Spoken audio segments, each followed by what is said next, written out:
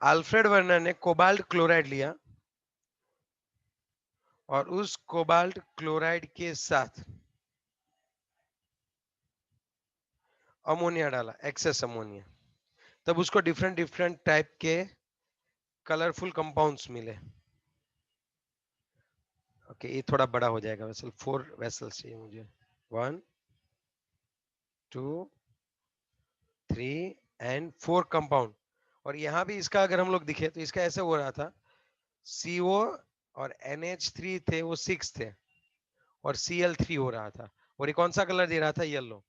अब आप थोड़ा सा समझो, यहाँ पे जो कंपाउंड है उसमें क्या हुआ, 6 के 6 अमोनिया कोबाल्ट के साथ जुड़ गए। दूसरा जो कलर आया पर्पल कलर। ओके, तो पर्पल कलर में क्या था एग्जैक्टली कि यहाँ पे CO 5 मोलिक्यूल्स अमोनिया के जुड़ेंगे।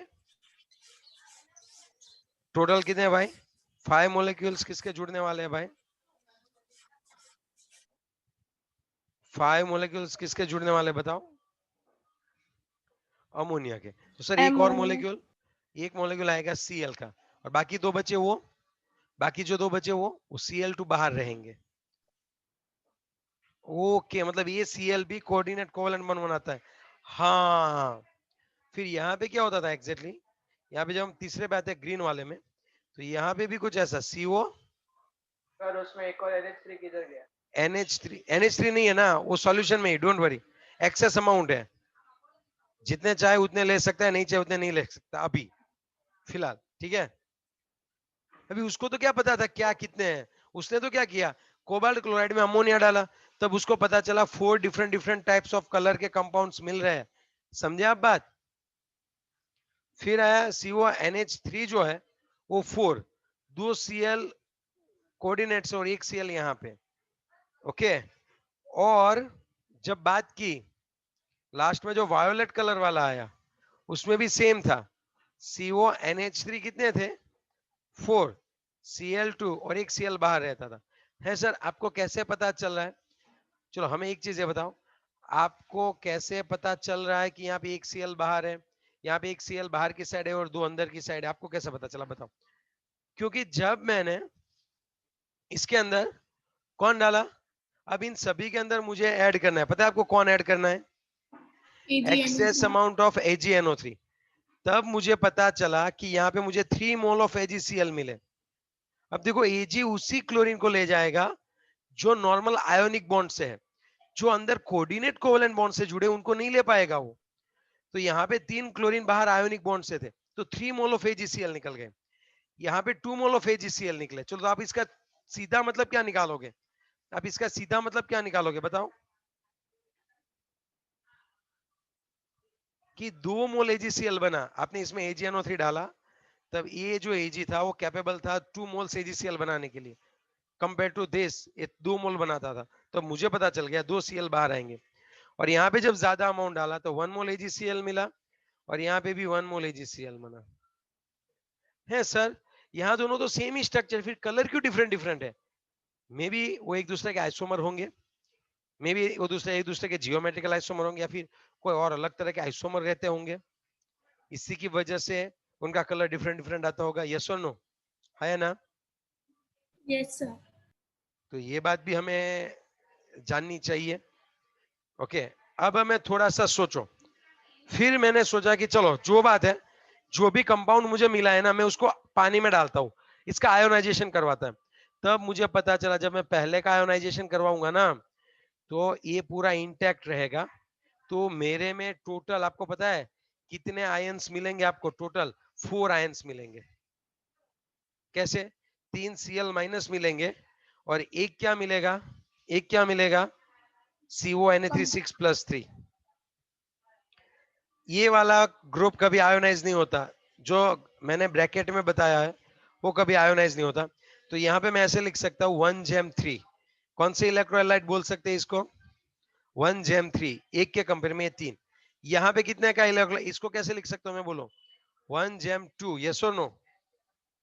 कैसे, जब मैं इसको पानी में डालने जाऊंगा, जब मैं इसको पानी में डालने जाऊंगा तब CO NH3 5 एंड Cl +2 मिलेगा और 2 Cl माइनस मिलेगा।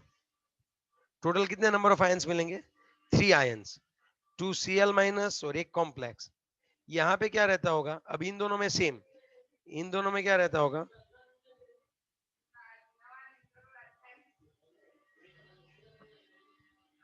यहाँ पे +1 होता है और एक Cl माइनस होता है, तो इसको हम लोग 1 बोल सकते हैं। ये भी 1 है, 1 है। सर ये कैसे पता चलता है number of ions? Electric conductivity, lambda equivalent निकालो, उससे आपको पता चल जाएगा। मोलर कंडक्टिविटी से आपको पता चल जाएगा कि वो किस टाइप का है, ठीक है।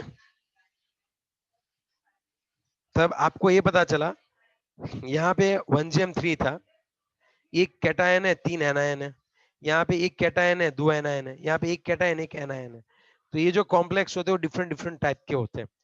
अब इसको ये बात धीरे धीरे पता आई, किसको किसको ये बात पता चली? अल्फ्रेड वर्नर को। अब उसने ये सोचा कि यार ऐसा होता क्यों है, और वो भी डिफरेंट डिफरेंट अमाउंट में, ऐसा क्यों? तब उसने तुरंत एक चीज बताई, सुनो, कि नो डाउट CO+3 था और वो 3 Cl माइनस के साथ जुड़ा और उसने COCl3 बनाया। ये स्टेबल ही था, ये इसकी प्राइमरी वैलेंसी हुई। कौन सी वैलेंसी हुई? Primary valency. लेकिन कोबाल्ट के पास एक और वैलेंसी है जो कि प्राइमरी वैलेंसी से बिल्कुल इंडिपेंडेंट, कोई अलग सी ही है। उसमें क्या होता है, ये जो अपना कोबाल्ट होता है उसके पास एम्प्टी ऑर्बिटल होती है, वो रे अमोनिया को अपने आसपास रख सकता है। सो कोबाल्ट क्या करता है, कोबाल्ट प्राइमरी जो वैलेंसी है उससे तो किसके साथ जुड़ जाएगा आराम से, Cl3 के साथ। लेकिन सेकेंडरी वैलेंसी होती है उसके साथ वो जुड़ सकेगा। ओके, और जब वो सेकेंडरी वैलेंसी के साथ जुड़ता है तो ज्यादा स्टेबिलिटी गेन करता है। देखो ये, अब समझे पूरी बात? तो ये जो है सेकेंडरी वैलेंसी हुई, यस और नो?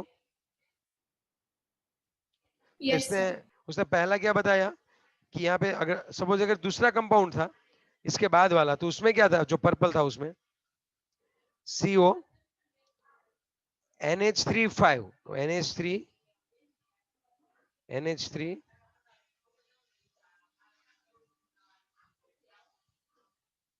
और एक जगह पे NH3 की जगह कौन बैठ जाता है, खुद Cl बैठ जाता है, तो बाहर 2 ही Cl रहते हैं। अब समझ रहे हो मेरी बात? तो अब अल्फ्रेड वर्नर ने ये बताया, उसका पहला पॉइंट ये था, देखो कई बार 2 मार्क्स में पोस्टुलेट पूछते हैं, it's a very very important postulate, आपको ये याद रखना है। In a coordination compounds metal shows 2 type of linkage, primary and secondary, 2 type की वैलेंसी होती है। आपका मेटल आयन 2 टाइप की वैलेंसी दिखाता है, एक होता है आपका प्राइमरी वैलेंसी और दूसरी कौन सी होती है वो बताओ? Secondary. सेकेंडरी। तो प्राइमरी वैलेंसी, अब दूसरी बात, ये जो प्राइमरी वैलेंसी होती है वो, अब देखो अल्फ्रेड वर्नर ने ना सिर्फ इसी पे काम किया था, तो उसने क्या बताया कि जो प्राइमरी वैलेंसी है वो आयोनिक है। Primary valency, primary valencies are ionisable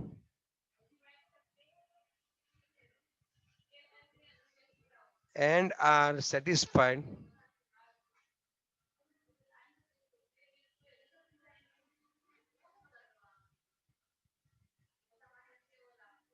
negative ion. Okay,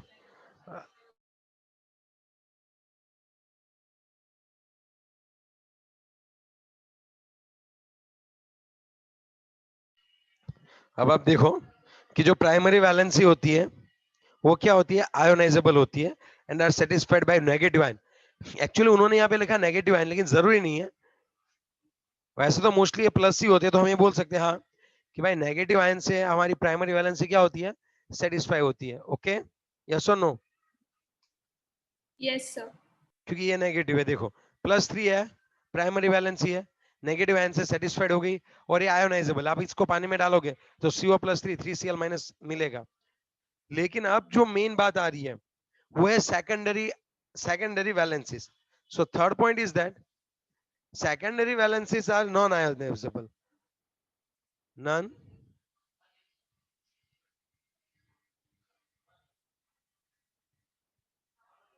secondary valencies are non-ionizable. These are satisfied by neutral molecules. चलो ये है secondary. किससे ये satisfy होती है बताओ?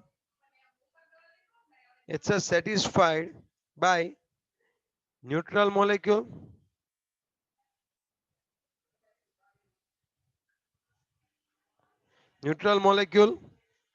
और नेगेटिव आयंस. अब यहां पे आप देखो, ये जो है सेकेंडरी वैलेंसी है, ये किससे सेटिस्फाई होती है? या तो न्यूट्रल आयन होने चाहिए, न्यूट्रल मॉलिक्यूल होने चाहिए जैसे अमोनिया है, या तो फिर वो नेगेटिव आयन जैसे यहाँ पे क्लोरीन है. दोनों में से कोई भी हो सकते हैं. आई बात समझ में? Yes, sir.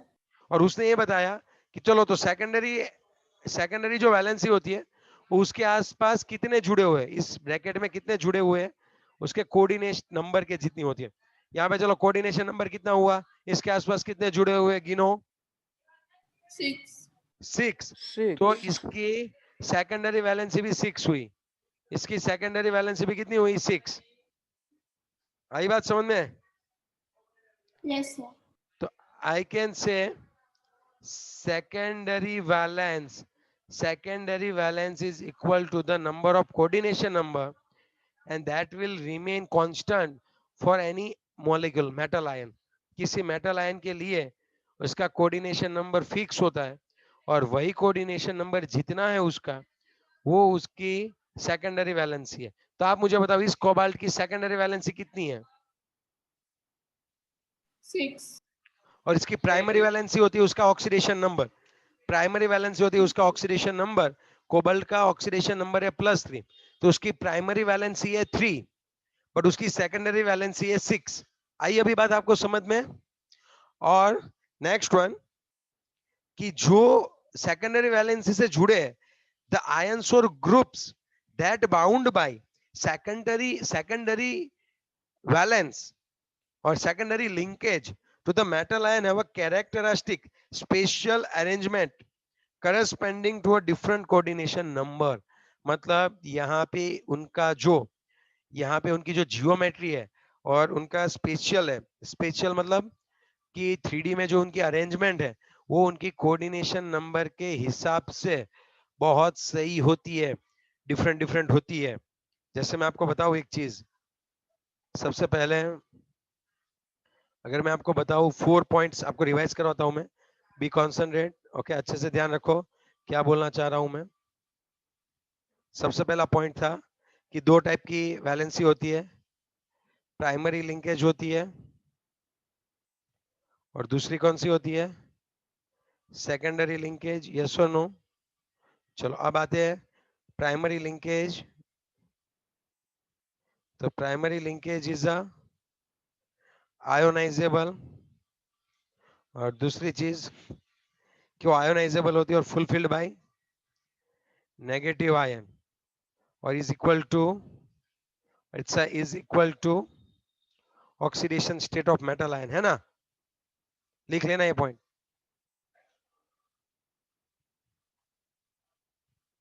चलो तीसरी जो है, तीसरा पॉइंट, सेकेंडरी वैलेंसी.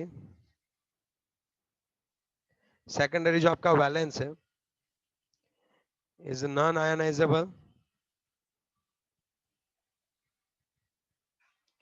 और वो किससे सेटिस्फाई होते हैं? नेगेटिव आयन और न्यूट्रल मॉलिक्यूल से सेटिस्फाइड होते हैं. Okay, and it's equal to coordination number.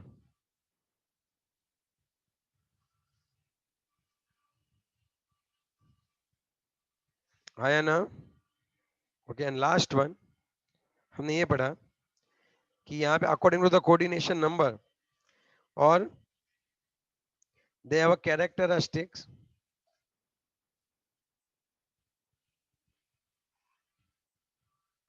लिख ले यार थोड़े. अरे बाबा, इसको अभी क्या हो गया? एक लास्ट टॉपिक के लिए characteristics. Okay, it is a special characteristic. Special मतलब इनकी जो अरेंजमेंट होती है वो स्पेशल होती है. जैसे अगर 6 कोऑर्डिनेशन नंबर है तो ऑक्टाहेड्रल होती है, समझे बात? अगर 4 है तो क्या होती है? सपोज 4 है तो कोऑर्डिनेशन नंबर 4 है तो या तो वो टेट्राहेड्रल होती है या फिर वो स्क्वायर प्लेनर हो सकता है। आ रही पूरी बात समझ में? अगर कोऑर्डिनेशन नंबर 4 है तो वो स्क्वायर प्लेनर या फिर टेट्राहेड्रल हो सकता है उसकी जियोमेट्री। और अगर कोऑर्डिनेशन नंबर 6 है तब वो क्या होता है, क्या होता है, ऑक्टाहेड्रल होता है। लेकिन according to the secondary valence 3D arrangement जो है वो कैरेक्टरिस्टिक्स होती है, डिफरेंट होती है। आगे बात समझ में आपको? और डिफरेंट कोऑर्डिनेशन नंबर के लिए Yes, sir. अरेंजमेंट भी डिफरेंट होती है। तो ये 4 पॉइंट जो है वो अल्फ्रेड वर्नर ने अच्छे से बताए। अब अल्फ्रेड वर्नर ने किया क्या था एग्जैक्टली, उसने तो कोबाल्ट क्लोराइड के सॉल्यूशन में अमोनिया डाला, तब उसको डिफरेंट डिफरेंट टाइप के क्या मिले थे, डिफरेंट डिफरेंट टाइप के क्या मिले थे बच्चों, कंपाउंड मिले थे, हाँ या ना? तब उसने उन सभी की स्टडी की तो उनको पता चला कि एक्सेस AgNO3 के साथ यहाँ पे 3 मोल AgCl मिलते थे, 2 मोल, 1 मोल, 1 मोल। ये जो थे पहला वाला कंपाउंड वो 1Gm3 टाइप का इलेक्ट्रोलाइट था, दूसरा वाला 1Gm2 और ये दोनों 1Gm1 थे। तो इसके ऊपर से उसको आइडिया आया थोड़ा, उसने ये बताया कि यार ये जो हमारे कंपाउंड है उसमें प्राइमरी लिंकेज के साथ दूसरा होता है सेकेंडरी लिंकेज। प्राइमरी लिंकेज जो होती है वो तो अपना ऑक्सीडेशन नंबर जो हमें नॉर्मली आज तक पढ़ता है वो जो आयोनाइजेबल है, लेकिन ये कुछ नहीं आया सेकेंडरी वैलेंस, वो नॉन आयोनाइजेबल था। और उसमें कौन था, न्यूट्रल मॉलिक्यूल या फिर नेगेटिव चार्ज उसके साथ कोऑर्डिनेशन बॉन्ड से बनते हैं। ओके, और जितना भी उसका कोऑर्डिनेशन नंबर है, जितना उसका कोऑर्डिनेशन नंबर है उतना ही उसकी सेकेंडरी वैलेंसी है। ओके, और चौथी बात, according to the according to the coordination number different molecule will give different characteristic special arrangement। आई बात समझ में आपको? ये चीज आपको समझनी है। तो यहां से जो हम लोग आगे कल पढ़ने वाले हैं कि क्या होता है प्राइमरी वैलेंसी, क्या होती है सेकेंडरी वैलेंसी, वापिस नेक्स्ट लेक्चर में मैं आपको एक ब्रीफ में इंट्रोड्यूस करवाऊंगा। So don't worry about that. Okay, so thank you for today's lecture. Okay.